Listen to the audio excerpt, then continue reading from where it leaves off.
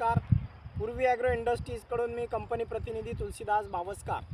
आज जे हरभऱ्याचं पीक पाहत आहे, या हरभरा पिकावरती फुलं आणि गाठ्यांची जी संख्या आहे, तर आपले शेतकरी बांधव यांनी आपल्या या हरभरा पिकासाठी आपल्या पूर्वी ॲग्रो इंडस्ट्रीजचं जे ग्रोग्रीन 9 खत आणि संजीवनी अँपूल याचा वापर केला होता. तर याचा वापर करून त्यांना काय काय बदल या हरभरा पिकामध्ये जाणवले हे आपण आता त्यांच्याकडून जाणून घेऊया. दादा नमस्कार. नमस्कार. तुमचं नाव, गाव, मोबाईल नंबर सांगा एक वेळा. माझं नाव राजेश बजरंग वक्ते. माझा मोबाईल क्रमांक आहे 89 99 27 60 88. वडाळी येथील रहिवासी आहे.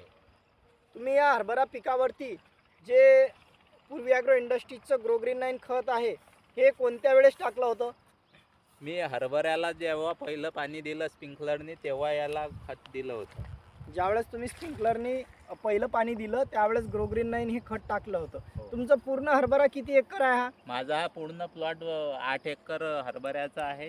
8 एकर हरभऱ्याला तुम्ही एकरी किती बॅगा टाकल्या मग? मी याला एकरी 2 बॅग प्रमाणे खत दिलंय, म्हणजे 16 बॅग टाकले. म्हणजे तुम्ही टोटल 8 एकराला 16 बॅग ग्रोग्रीन 9 हे टाकलं होतं.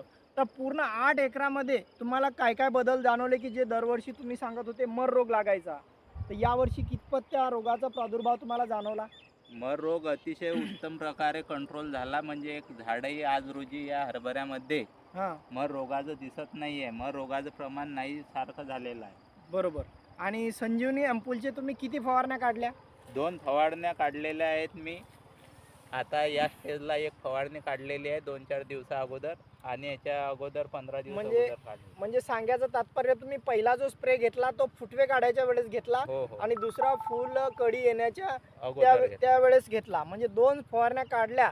तर तुम्हाला आता गाठ्यांची संख्या, फुलांची संख्या आणि हरभऱ्याची एक चांगल्या प्रकारे फुटवे आपल्या या पिकावरती दिसत आहेत.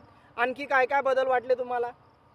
अतिशय चांगल्या प्रकारचे बदल मला दिसून येत आहे. मेन म्हणजे हरभऱ्यामध्ये जो विषय राहतो तो मर रोगाचाच राहतो. बरोबर.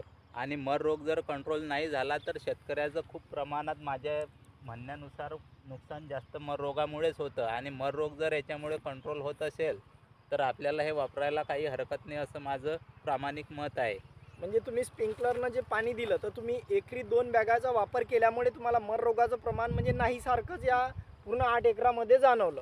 तर इतर शेतकरी बांधव जे तुम्हाला विचारतील की तुम्ही संजीवनी अँपूल तुमच्या मोबाईलवरती फोन करून तुम्हाला विचारतील की तुम्ही संजीवनी अँपूल वापरून तुम्हाला काय काय रिझल्ट मिळाले, तर तुम्ही त्यांना काय सांगाल? त्यांना सांगेल मी की हे अँपूल वापरल्यामुळे हरभऱ्याची जे बघू शकता आपण लाईव्ह की एकदम फुटवे उत्तम प्रकारे निघाले, चांगल्या प्रकारे